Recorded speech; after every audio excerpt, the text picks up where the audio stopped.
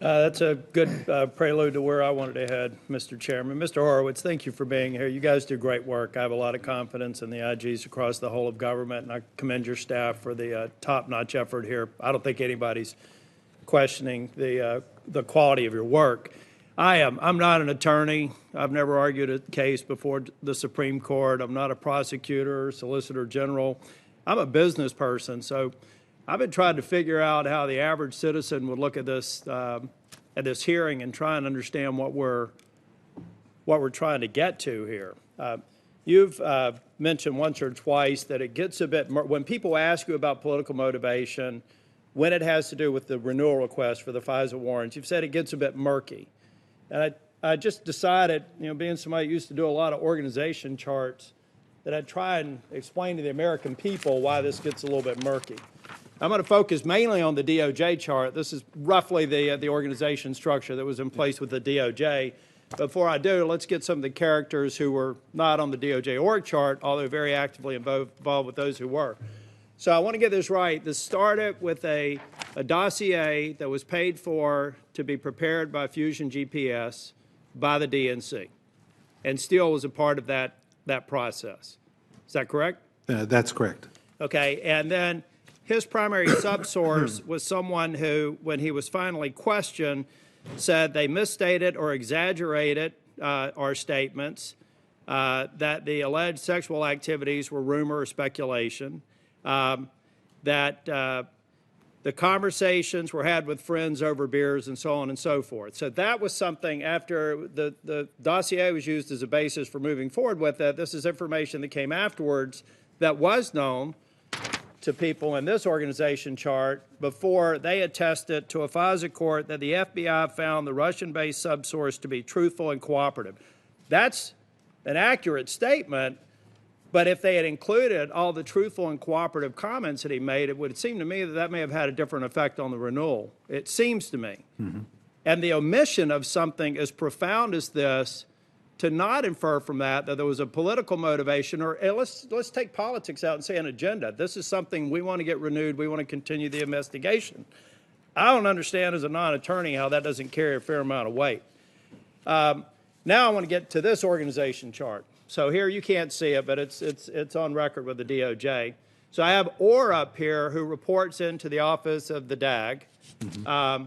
When Steele was no longer allowed to speak with the FBI because he was shopping the dossier, I guess, to make money through the media or for whatever reason, then the FBI just conveniently accepted Orr's feedback from Steele. Now, Steele is somebody who worked for Fusion GPS on behalf of the DNC to get the dossier, which has now been largely proven false. His wife actually worked for GPS, not necessarily when the investigation was going on, but you could reasonably assume that she had relationships there.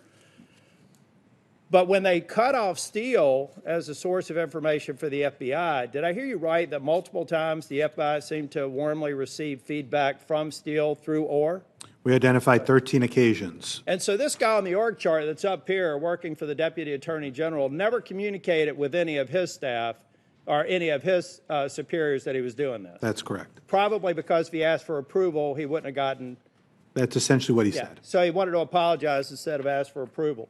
Now I want to go to this part of the order. What the American people need to know is these aren't people that aren't walking down the hallway and in the meeting with the director of the FBI. I mean, Lisa Page right here is on this org chart.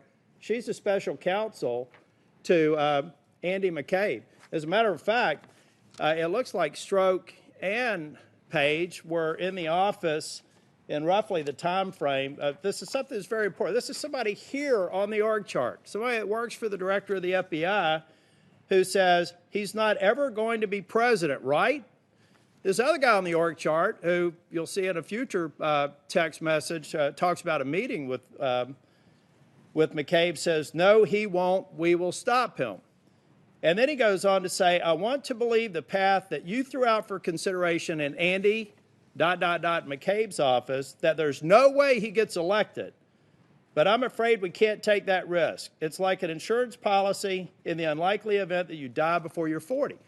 These are all people that are walking the hallways involved in this investigation, having those sorts of discussions about the President of the United States or the candidate and then the President of the United States. Is that one of the reasons why you're being fair-minded and saying it's murky as to whether or not there was a political motivation behind some of these behaviors and the false premise for the renewals of the FISA warrants?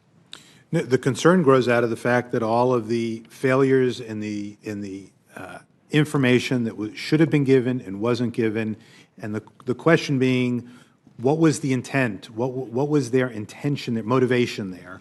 And what we determined was we couldn't definitively say what the motivation was. Are these pretty smart people? Fairly well educated? At least well educated. I don't know if they're smart. I assume so. I don't be think hesitant they were very smart, to be honest with you. I was going to say, yeah. They have law degrees, right? So you think At least some of them do. So you think the Woods Review, for people at this level of the organization, would To be clear, the stuff that didn't happen on the Woods Review was basic stuff. Yeah. You didn't need to be a deeply experienced FBI agent to be able to do it the right way. Well, that's my point. So wouldn't you think that that would almost be muscle memory for people who are going through this process to know that they had an obligation to go through that? They clearly should have. And so wouldn't it also seem reasonable that if they didn't, you can't answer this question, but to me, it seems like if something is as standard as that process before you go to a FISA court, to not do it was something that they intended not to do. They didn't want to go through it. Mm-hmm. I mean, it seems to be a logical conclusion. And then you ask yourself, why? Well, because we don't ever want this guy to get elected president. And if he does, it sounds like they want to impeach him. I mean, I can't understand anybody working in this organization understanding the scrutiny that we placed under the FISA courts. And by the way, Mike Lee, count me in. Because we've now seen the abuses you've warned us about. You can smirk again because you were right. But, I mean, it just seems to me that this organization, this closely held organization of highly educated, highly experienced people, I have to believe that they were handpicked for this process. They were picked because they had some of the best reputations in there. They had to know that this was going to come to this, that it was going to be scrutinized, regardless of who the subject of the investigation was. If the names were changed and the parties were changed, we'd still be here. And it looks like they were trying to skate along the edges and get away with something to me.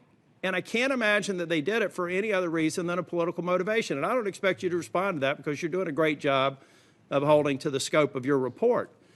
But nobody can tell me, with people of this caliber, with the record of partisan, vitriolic profanity about this president, to say, whoops, we just forgot to do a standard procedural review, that you would probably expect one of their staff 2 or 3 levels down to know that you need to do it. It doesn't make sense to me.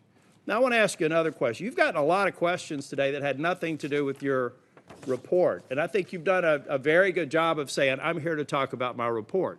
You didn't do a Russia collusion investigation, did you? We did not. You didn't re-prosecute the special counsel report, did you? Not. Would you agree that you got a lot of questions today that had nothing to do with what you were here to talk about today? I certainly had several. Yeah. So I also wonder whether or not that was politically motivated. Let's focus on this. What I found interesting was that we do have people who are using this as a platform on the other side of the aisle that says, well, now we need to revise we need to look at the FISA process.